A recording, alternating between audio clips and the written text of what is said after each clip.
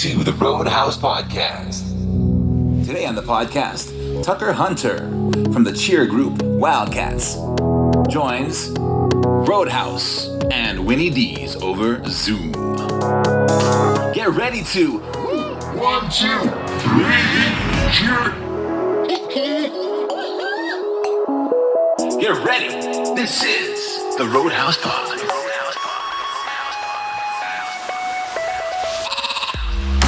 Extraordinary cheerleader. Tucker Hunter. Wildcats. Catch them on AGT on September 1st on NBC. Let's get this show on the road. Roadhouse. Enjoy the show. Roadhouse. What's up, guys? Welcome to the Roadhouz Podcast, most natural and unapologetic podcast in the world. I'm your host, Roadhouz. Joining me today is Winnydeez, and we got a very special guest for you guys. Essentially, the Michael Jordan of the cheer competition world, 3-time gold medalist with Team USA, 3-time NCAA champ. He has all the rings, dude.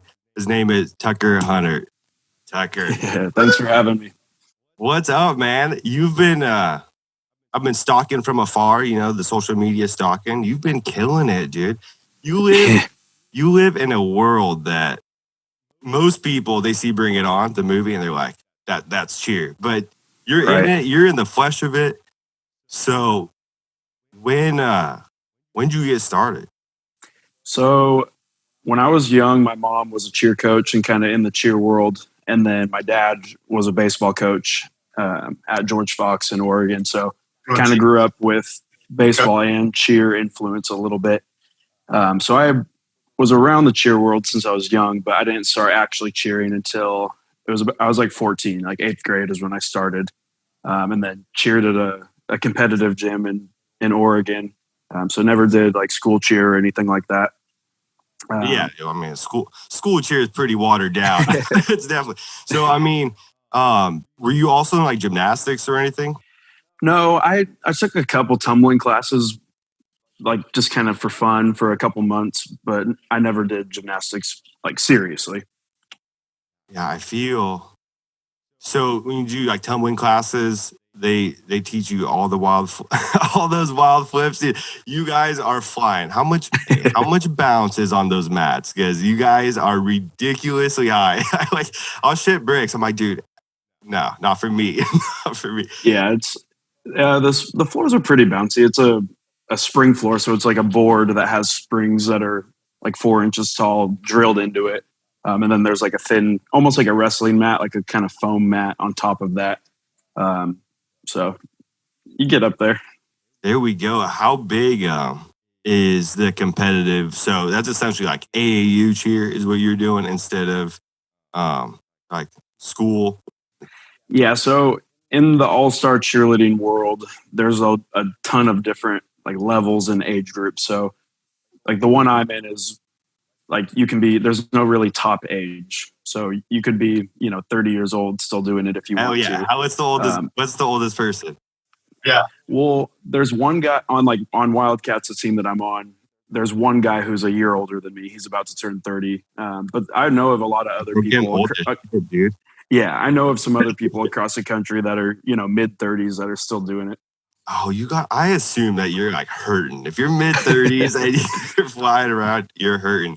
Yeah. So you went to Oklahoma State. Winnydeez also transferred from U of O to Oklahoma State. We've got 2 people in here. Wow. Our Oregonians went to Oklahoma State and are 3-time national championship. There you go. So yeah, you even got the sweatshirt on. I do. I wore it because I knew we had a pro. Pandering. No, that's hilarious. Do they? So when you go from the high school level, when you went to Oklahoma State, did you get a scholarship, or do people in that cheer world get scholarships to go attend the universities? I was not on an athletic scholarship. They didn't offer those at OSU. It kind of depends on the school. It's not super common to give like full rides for cheer, but there are, a pretty good amount of schools out there who do offer scholarships. But there were a couple people from Oregon that I knew that were a bit older than me who cheered at Oklahoma State. Really? So kind of somewhat got recruited, like talked to a guy and just started figuring out a couple schools that I was interested in going to. What else do you have in mind? So the other school that I really wanted to go to was Hawaii Pacific University. And who does it? That's it. They don't have a competitive cheer program anymore, but back when I was in high school, they were one of like the dominant programs. So, and then a girl I cheered with in Oregon went there. She was like 2 years older than me. So I got to know a lot about their program through her. So that was kind of my first choice. And it's funny, I didn't make it when I tried out. And then a couple weeks later went to Oklahoma State's tryout and made it there. But the coach from HPU at the time and the coach from OSU were really good friends. So my Oklahoma State coach would always give the other coach shit for not taking me. Yeah. 10 rings later, hey, bro. That's so cool. I got a question. So 14 is when you started. Did you get so you're playing baseball, right? At the same time. I also play baseball, but making that switch, did your friends give you like guff or grief and just because kids can be brutal at that age, right? Yeah. So when I was even younger, like in middle school, I did like a good handful of sports and then I did dance as well. So honestly, my whole growing up, I got teased all the time, like at school, and it was never like terrible, but people would flick me shit all the time and tease me for doing dance and then doing cheer. And I kind of just learned to ignore it because it's like people just didn't really understand it, I think. Yeah. Because Rody mentioned earlier, it's like any idea. You just assume the pom-poms and bring it on, and that's really all people know. Awesome movie. How similar is like the cheer world? Is there a spirit stick? A real life spirit stick? Or how many monsters are taken from the movie? But there's a lot of it that is relatable, but it's definitely exaggerated. Yeah, absolutely. That's cool shit. And does the nationals for college, does that always happen at Daytona Beach? Yeah, so because there's cheer's not really considered a sport, it's more of an activity. So there's a couple different governing bodies, if you will, or companies that hold a competition. So there's two main big ones. There's NCAA and then there's another one called UCA. And the one we go to is the one at NCAA that's in Daytona. So pretty much most schools who compete go to one or the two of those. Yeah, I was in junior year of high school. I was on a family trip to Daytona Beach, and that was the first time. I just remember seeing all these girls everywhere. I'm like, what is going on here? And they're like, oh, it's the college championships. I'm like, gosh. At Daytona Beach. Hell yeah. Awesome. Yeah, that was a cool experience. Who were the other powerhouses? So did you guys win three in a row? Yeah, when I was we got third. State Warriors right here. Dude. We got third my freshman year, and then we won my sophomore, junior, and senior year. Whoa, that's a powerhouse, right? But University of Louisville is a really big program. Texas Tech. Who else? Sam Houston, Weber State. Trying to think who else. What about the cheer? The Navajos. Oh, Navarro. Well, yeah, they're in the junior. They're in the junior college. So them and Trinity Valley always battle it out. Which I know you mentioned you had been watching the Netflix show. Dude, it's crazy, the athleticism, and I'm like the injuries is how often are people getting injured? How often you just just power through this. Give me some oxys. Help me out over here. I would say that show definitely is a very accurate representation. Yeah, you guys go hard. So it's. Because, you're throwing people crazily and trying to push yourself to do really hard stuff. So it takes a toll. But, people like to, dramatize the injuries. They do happen, but most of the time it's we're doing things to, progressions to work up to the harder stuff and try to be preventative. So that way it doesn't happen. Right. Hell yeah.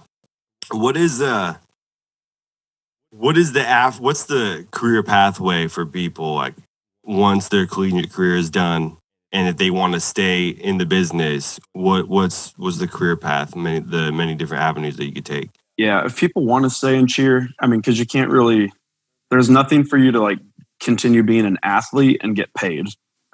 So a lot of people will become coaches. So they'll coach at gyms or go coach at a university and kind of go that path. There's a lot of like, so I ended up working for like NCAA, the company that holds the competition in Daytona. I have a full-time job with them now. So I work at their corporate office. And I've kind of had a couple different roles since I've worked there, but that's turned into a full-time job for me. And then I was telling Winfield earlier that I also kind of a side job. I coach at cheer athletics. So which one do you do more? Do you want to coach or do you want to work in the office?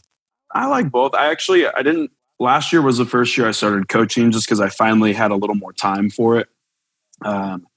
So I'm still fairly new with experience at coaching. So I do it because I enjoy it and I want to stay involved. So I don't know if I would want to completely switch gears and only coach full time just because that's like a major life career change. Would you say, so I saw that you moved to Texas, and Texas I've only been there once, but Texas was awesome. How did you like living out there? And are most of like the girls or a lot of guys on the cheer show is like everyone's got the cowboy accent, the Midwest accent. So is it like a dominating thing out in the Midwest or Texas, so all those? Moving from Oregon to Oklahoma was definitely a huge change. I can imagine. The lifestyle, the food, just religion, like kind of everything, just total different style of living. Is it not match up? So it kind of depended where people lived. Like some people had really, really strong country accents and then other people didn't really have much at all. They would just say, certain words or phrases that were Southern. Dixon, y'all. Yep. Yeah. But moving from Oklahoma to Texas was not much of a change at all. Yeah, no, I agree with you with so I also moved to Oklahoma State from Oregon, from Portland, I mean, Canby's kind of, I don't know, probably like Oregon country, right? It's country. Country for Oregon, right? And then you get out to Oklahoma and you're like, wow, this is real country. This is God's country. But yeah, curious to hear your experience, like just every day. Like, were you like in university? Were you pretty busy, just kind of like in that cheer world and just kind of going class to class and then cheer? No real time for like social life. Like, how did you handle that? He wants to know if you're partying.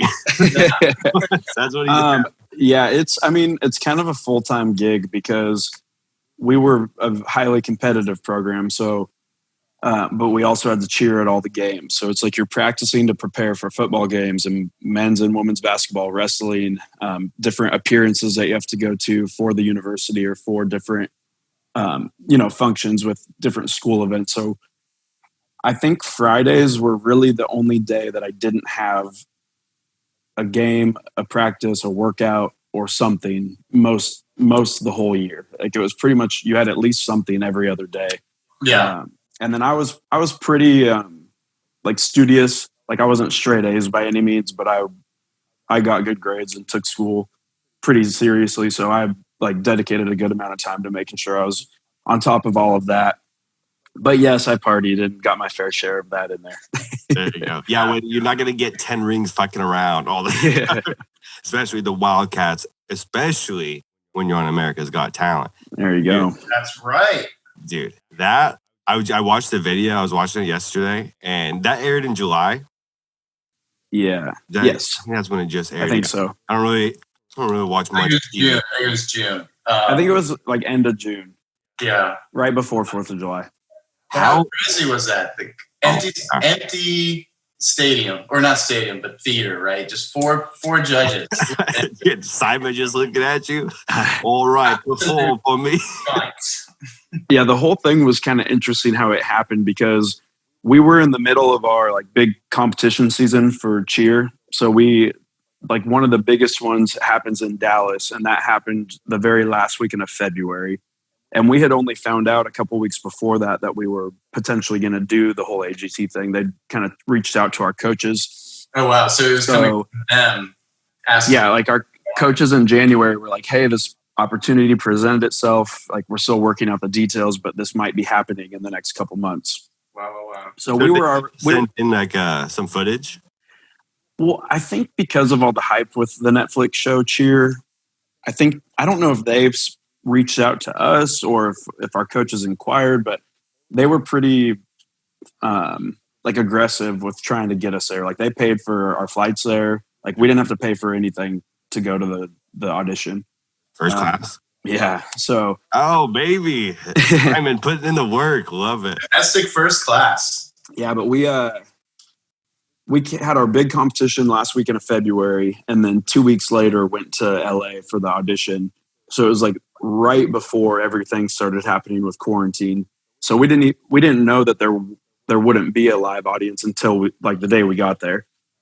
So we just kind of rolled with it. But yeah, I mean, does that change? I know you guys are practicing a lot, in the gym and stuff like that. But when it's showtime, like having the crowd and having that, that energy, that palpable energy, does that change a performance for you? Like it can. I mean, at a high level, it shouldn't, because you can't let any outside factors, mess up what you're doing. You kind of have to be zoned in on what you're doing. So we're used to not relying on a crowd and just kind of creating the energy to give out. Yeah. So it wasn't too different, but like when you are in front of a really live audience and then you're having a good performance, you definitely feed off of it a little bit. Sure. Yeah. So it would have been way cooler with an audience, but we were still able to do it just fine without. Still got on AGT. That's crazy. So that audition, was that the one that was shown on TV? Yeah. And then, so you guys got passed. I don't know if it's a spoiler or sorry guys, but yeah, you guys got passed. Now, how long that routine was wild? Just girls getting thrown up like 20 feet in the air, like, oh, relax, guys.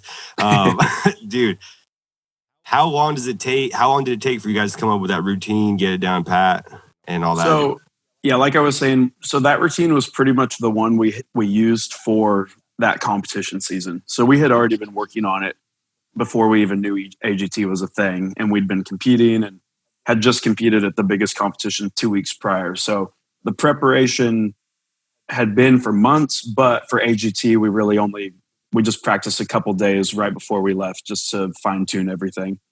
Yeah, but for the next one, I'm sure we'll get into that. It's definitely a different story. Yeah, let's get into it, dude. Yeah. On this, since you guys got the 4 yeses, hold on before we get into that. Who would judge? Did you get a chance to meet all the judges, talk to all of them? Yeah. So we were able to talk to Terry Crews and kind of hang out with him backstage a little bit more. Cool. But the judges, peck move. Oh, he had a big old glittery suit on. Nah, he was really cool though. That's awesome. But the judges, we didn't see them at all until we got on stage, did the thing, got their feedback, and then we never saw them again after we were done. All right, yeah, you can't mess with the judge's thought process. You can't get in their ears. But okay, so 4 yeses. When you guys move on to the next show, are you guys planning on coming up with a whole new routine, or what's the move there? Yeah. How long? So essentially, since you guys already used that last routine that you guys were doing in competition at the audition, when you come up with a full brand new routine, what's the timetable look like on that?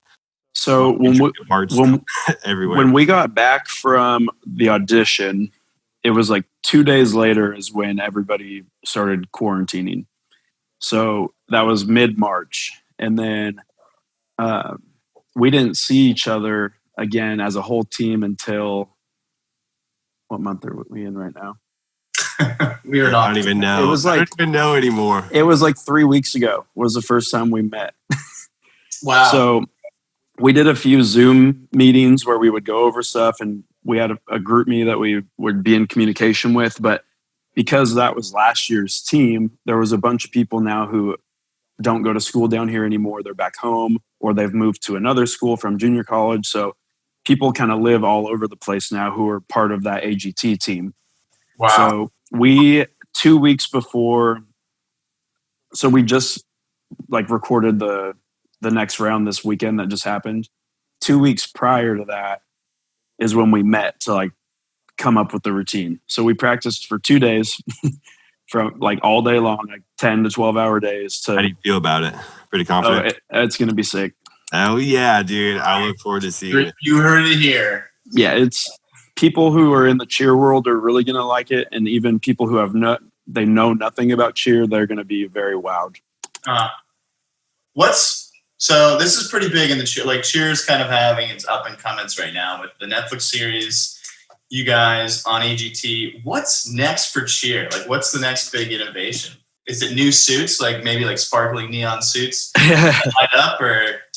I don't know. I think one big thing we've kind of talked about with doing AGT is just being kind of pioneers to helping break the stereotype of what people assume cheerleading is, and just showing, that we are athletes. We are not just like pom-poms on the sideline. Dude, absolutely. I can't imagine. You guys do the craziest shit. Yeah, just kind of helping to gain more exposure and break those stereotypes is kind of our goal with this, but who knows where it could go after. Breaking stereotypes, yeah. Very valid goal. Breakthrough, no more pom-poms. When you guys were talking to the judges after the last, or I think it was before you guys started the routine, and then one of the guys on your team, they're like, how old are you? And he's like, oh, I'm just about 30. And I was like, dude, why would you just say 29? Yeah, I'm almost 30, dude. Yeah. I laughed so hard at that, but he's the one guy that's older than me. So I'm like, hey, thanks for being on the team. So I'm not the oldest. Did they talk about doing like a profile? You know how they sometimes with some contestants, they'll do like a profile, like they'll look at their story and like go back, they'll like show baby pictures.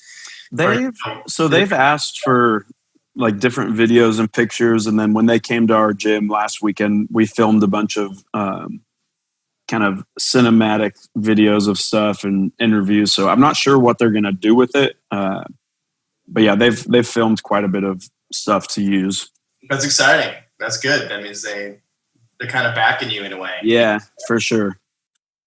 So, tell us a little more about the Wildcats. Wildcats seem to be, is that the cream of the crop, the premier club team program? Pretty much, yeah. So the gym, Cheer Athletics, is one of, I was going to say, probably the biggest all-star gym in the country. And one of the gyms that's been around the longest. What'd you say? Where's it located? Plano, Texas. So just north of Dallas. So it's one that's been around the longest, had, super success over the last couple decades. And, it's very well known all across cheerleading. So Wildcats has been a team, I believe, for 25 years. So it's been like one of the top teams out there for that long. So definitely has a high reputation, and people come from all over the country to be a part of it. Yeah, how often do tryouts take place? And what's the turnout? Like, how often do people leave the team? How often do you guys get new members on like your exclusive squad, And does Brody have a chance? And do I have a chance? No, absolutely. But I could do a backflip, dude. I could do a gainer. Yeah. That's about the most of my flips. Tryouts usually happen like beginning of summer, like around May or June.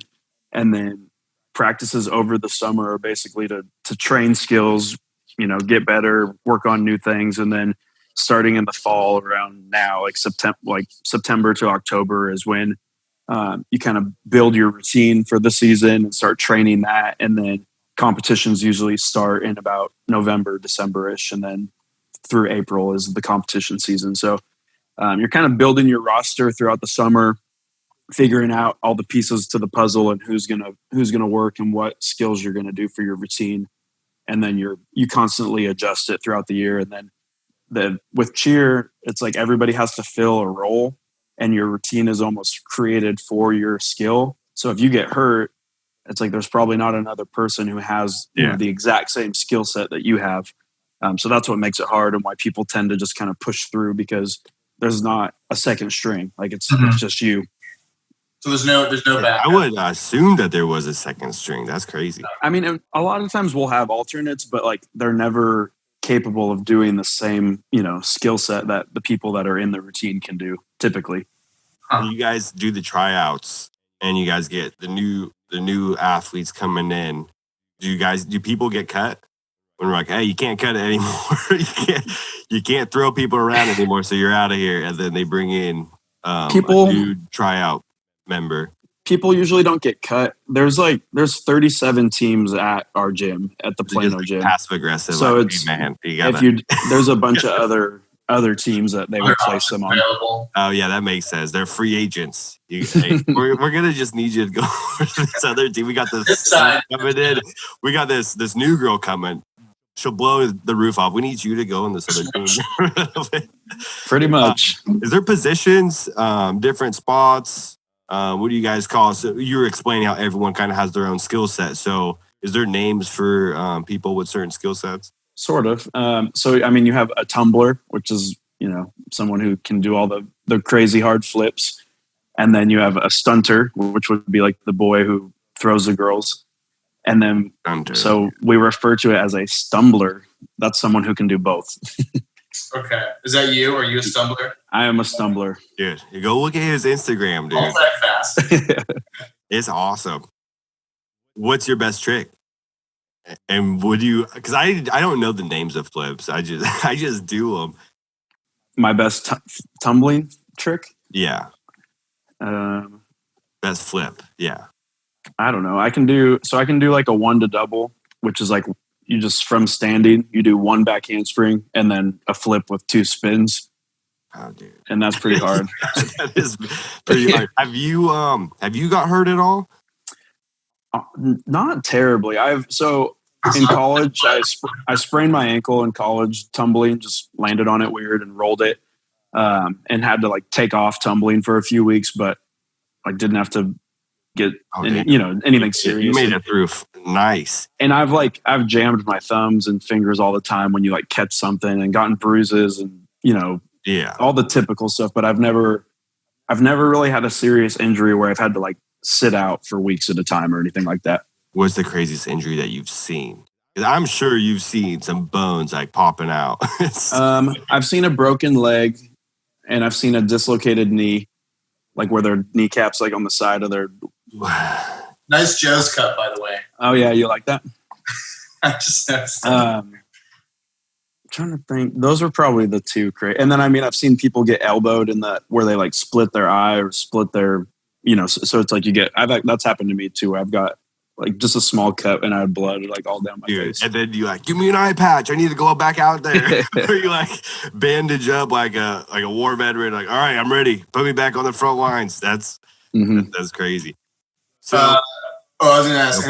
So, Tucker, have you ever seen Blades of Glory? Yes. So in Blades of Glory, there's a trick, a spin called the Black Lotus, or the Flying Black Lotus, right? It's almost unachievable. It's never been done before. Is there something comparable in cheer? Like the North Korean? Yes. What's the move that everyone wants to get down, but no one's perfected it yet? I don't know. So with cheer, that's kind of the thing that why I've enjoyed doing it for as long as I have. There's always something more that you can like do that's harder or better. Yeah, absolutely. You can make it more advanced. So it's kind of never ending and it's always evolving, like all the skills that people do. So there's some crazy hard skills out there, but somebody always tops it. Wow. Yeah, dude. There's always going to be someone that's going to come in, and there's always going to be someone bigger and better that's always going to come in and kind of create evolution and for sure. Make some better tricks, dude.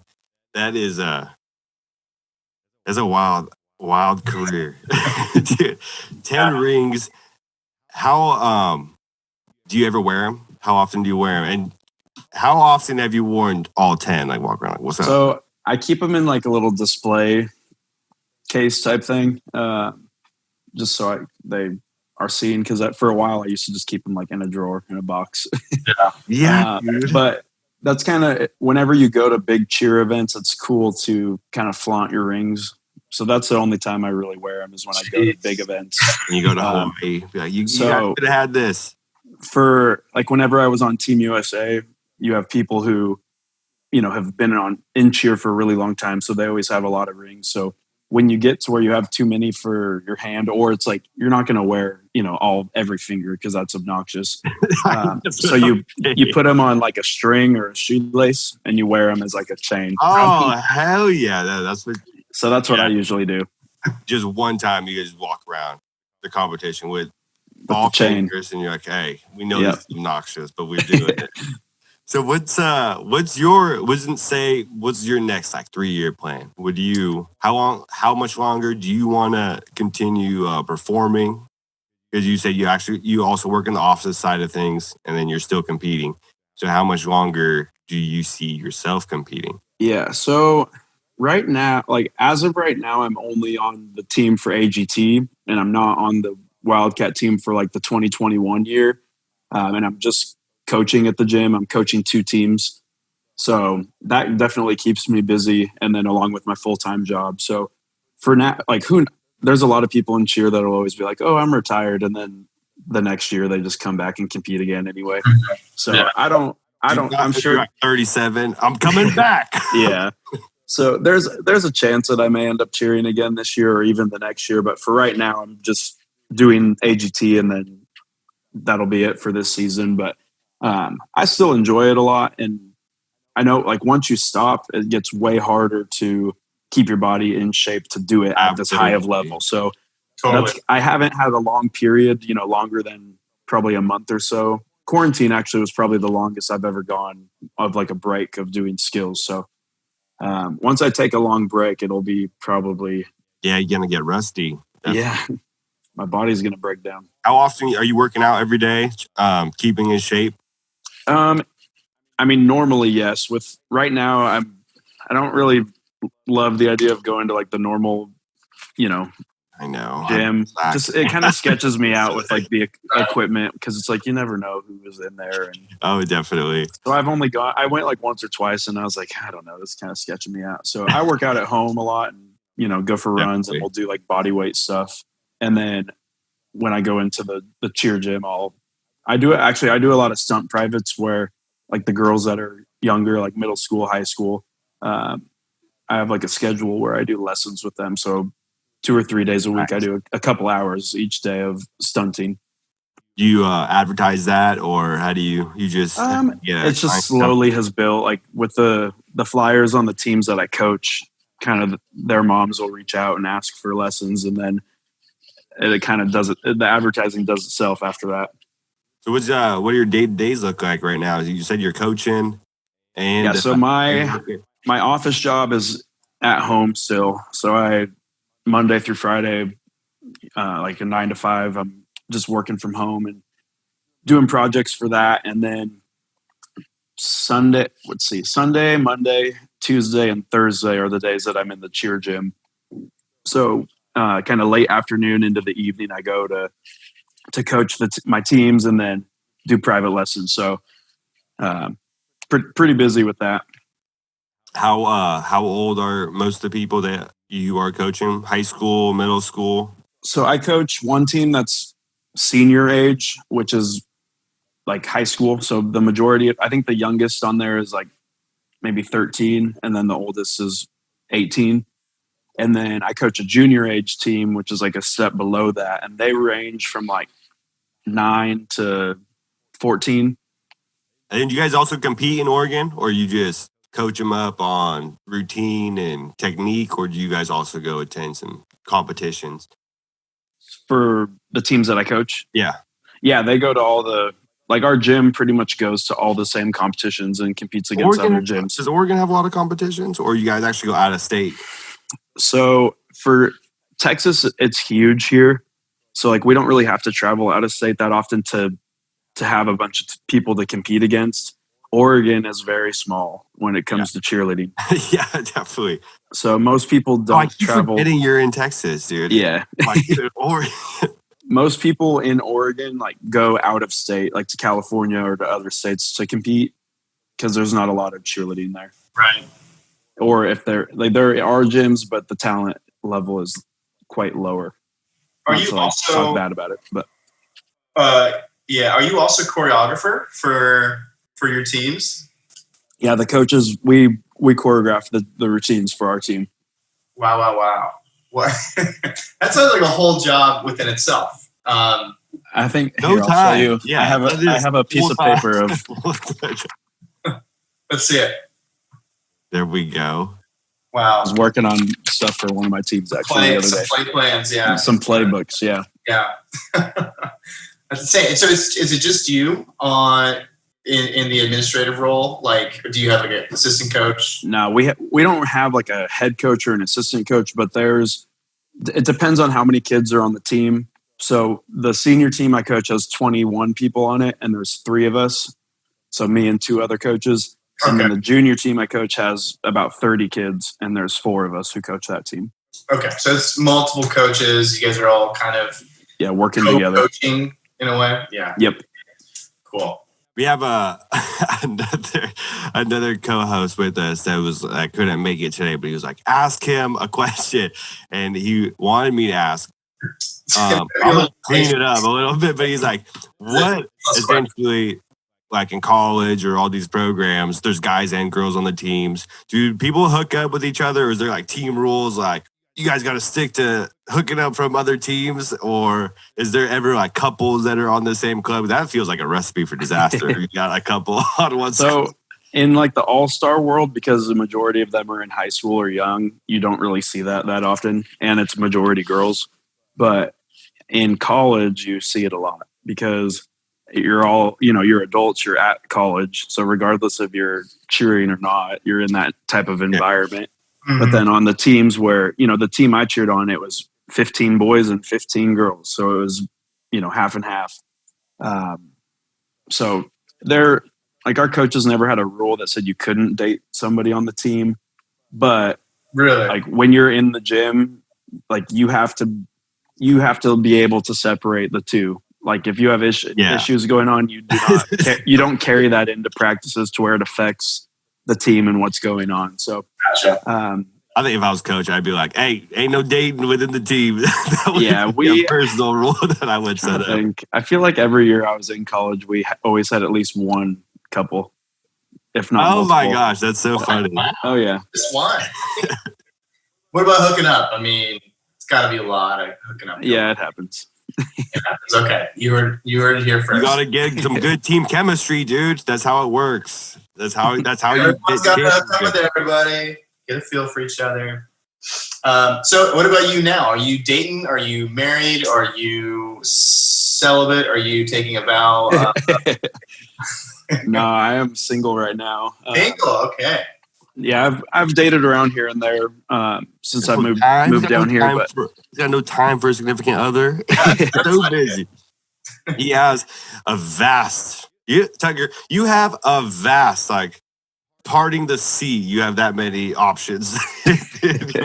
That's awesome, dude.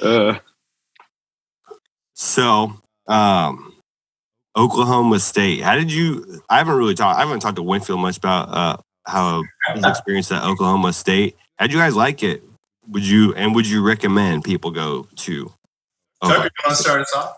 Sure. Yeah, I loved it. I had a great college experience there. Would I necessarily want to live in Stillwater now as an adult and a career? No, because it's like really small and it's not close to a lot of other things. But for college, it was awesome. Like I loved it. Really cool town. Like game days were amazing, and obviously the cheer program, which took up a lot of my time, was an awesome experience. For sure. It's so funny to think that I was up there in the stands shaking my keys at you. Dude, watching the same games, Tucker's out there cheering. Right. We're drunk in the stands. I go, You're like, and you guys have no idea each other exist, but here you are. Look at that. Yeah, crazy. Probably passed on campus. What years were you there? I was there from 11 to 15.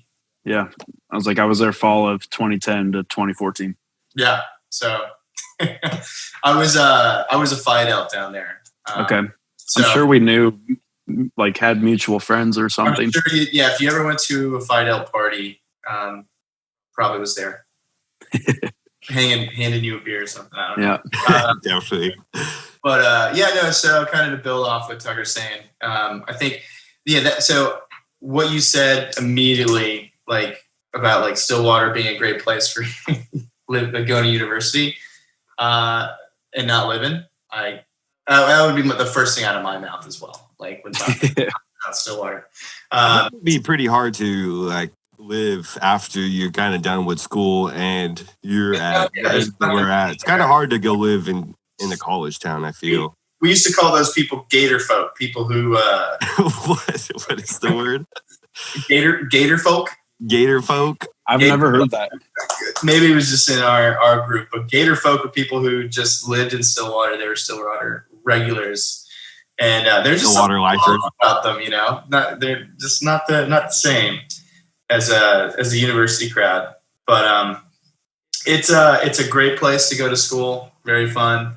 I went to the business school, which is really, really good program there. What degree were you chasing, Tucker? Or what were you going for? I had like a bachelor's of science in health education and promotion. Okay. Yeah. Makes total sense. At first I was going to do athletic training, and then I ended up deciding not to. Don't they have a good like trainer school? They do, and it's really hard to get into. So kind of midway through my freshman year, I was like, I'm going to switch routes. It's kind of weird how Stillwater, talking more about Stillwater is kind of, in Oklahoma State, just is like kind of this like dark horse. Like let's see, Ricky Fowler. He's a grad. Who's a country star? The golfer. Garth Brooks. Ricky, Brooks. The golfer. Yeah. Yeah. How old is he? Same age? Ricky Fowler. Ricky Fowler. He's a couple years older than me, but he was there. He golfed when I was there. We used to see. I think I saw him at J.R. Murphy's, which is kind of like the place everyone goes. And guy is small. Oh my gosh. Mm-hmm. Guy is real small. He was a gymnast. He must have been a tumbler too. But the dudes are big. Like Tucker's a big boy, dude. Look at him. You don't holding people up all day. I'm not saying, but like a gymnast. A gymnast is different, right? The girls are tiny. Yeah. I think most of the boys are freaking athletes, dude. You're a unit, dude. You're the basic. Yeah, dude. Well, this do you have let's get this wrapped up. Tuck, do you have anything that you want to plug? You have any you want to get some people to come to your gym, or I mean, I would just say, I don't know when you're planning on posting this, but we're going to be on TV this Tuesday on September 1st. Oh, hell yeah. And we need the votes this time. So Tuesday. Tuesday, September 1st we'll be on the show, and you guys can vote that night. So push us through to the semifinal. Oh yeah. Suck it, Simon. We're going to get you right through. We're going to get you right through. That's awesome. Well, man, I appreciate you coming on. This was awesome. I haven't talked to you in like 10 years. Yeah. Something like that. And it's cool to see the people that you've gone to school with after high school going on and do great things. And you're one of those individuals that's came in achieved what you wanted to do. You came, you set out, everything that you wanted to do, you got it. And you still have a lot of time left for whatever else you want to do. So that's awesome, man. I appreciate that. And yeah, I was going to say. Thank you for coming out also. I want to say I want to ask Tucker real quick, just for everybody out there. Oh, well, we got to do question of the week. Okay. Question of the week. Okay. Okay. Maybe we'll end on this. Why don't we do question of the week, and then we can end on what I was going to say.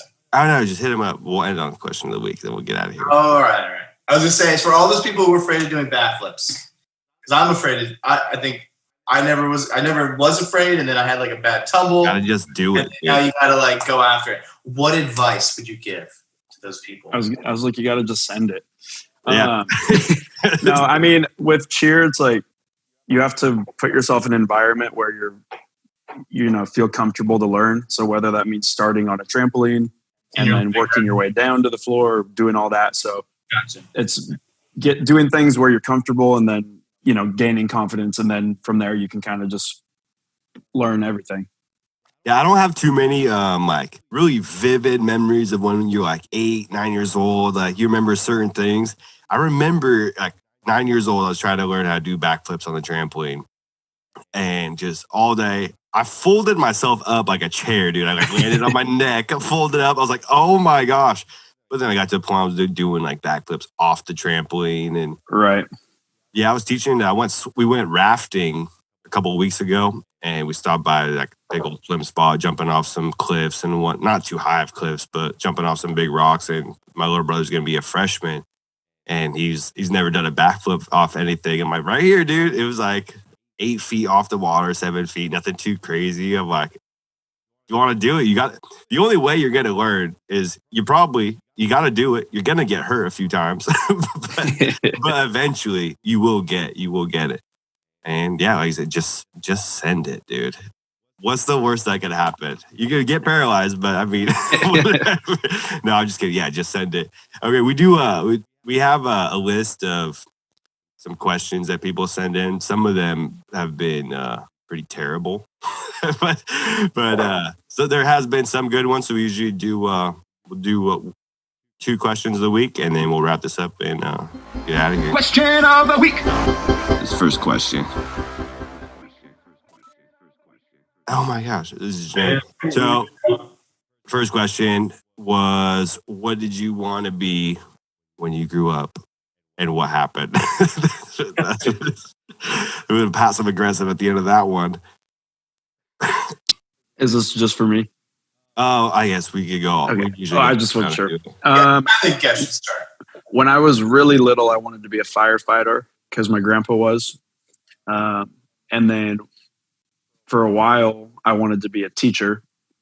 And that's what I did like job shadow on when I was, I think, in high school. Yeah, I think we had to take like a class where you had to do like a job shadow. I think that was like senior portportfolio. Yeah, exactly. the job shadow. So I job shadowed for that, and I was like, absolutely not. I had the same experience. I went with I wanted to be a lawyer. I went and had my job shadow with the lawyer. I'm like, dude, I am out of here. Like, I do not want to be a lawyer. So that's what mine was. What you got, Winnydeez? A cowboy? The cowboy? No. Kind of, I guess. I wanted to be a paleontologist. Okay. Yeah. What happened? Digging up dinosaur bones. What happened? There's a lot of schooling. I guess you could kind of. Well, no, there's a lot of schooling involved. What's the difference between an archaeologist and a paleontologist? I think paleontologist is the study of bones, like the uncovering and like the study of like bones. Archaeologist is like beat it, nerd. Archaeologist is like grab bag, like. But that would be pretty badass, dude. You were dusting off some shit. Oh my god, I found a T-Rex over here. Velociraptor claw. Okay, question number 2, final question. Whoever sent that question in, thank you. I think we've already had this one. Spin again. Spin again. Just eliminate it after it spins. If you could change anything about yourself, what would it be? Wow. Yeah, Tucker, what would it be? Man. I'm like, right now it would be probably to be way better with my diet and drinking, because now that I'm just home, it's like, it's brutal. It's so easy just to like open up the pantry. Woo, what we got here, boys? Literally. Yeah, I've been on a little strict diet right now, trying to avoid some gluten for like a month. So difficult. Absolutely. Yeah. So difficult. I know, being home every day, it's like, and the gluten-free products just suck. Yeah, they're so bad. Yeah, because normally I'm like all day long on the go, and just sitting at home is definitely different. Definitely. What you got, Winnie? What do I got? I wish I could have the bravery to jog every day. What are you doing, dude? Jogging literally takes 10 minutes. Like, you go run a mile in 10 minutes. I know. That's the thing is, some days I'll just do it. But what are you doing with that 10 minutes? What are you doing? I don't have a schedule yet. Okay, yeah. You got to make a schedule to go run. Well, what I would change about myself would just make it simple. Just bigger dong. Fill the whole screen. Make it easy. All right, Tuck, dude. Thank you again so much for coming on. Guys, go follow his Instagram, Tucker Hunter. And Tuesday, September 1st. Is it ABC, right? NBC. Oh, God. Yeah, NBC, America's Got Talent, September 1st. Vote for I'll Wildcats. probably put the Zoom out pretty quick, but then the final audio is going to have its own style. The producer does his own thing with it. But the Zoom video, I'll put it on before there, and we'll get you guys past the next round. Cool. 200 votes. There we go. 5 trillion votes. That's what we need. All right, boys. You guys have a good rest of your day. Thanks for showing up. Reoccurring guest. We'll hit you up next time we want to get you on. So look forward to talking again, man. And good luck. Stay safe. And, dude, appreciate you, man. Yep. Sounds good. Good to talk to you guys. Peace out, boys.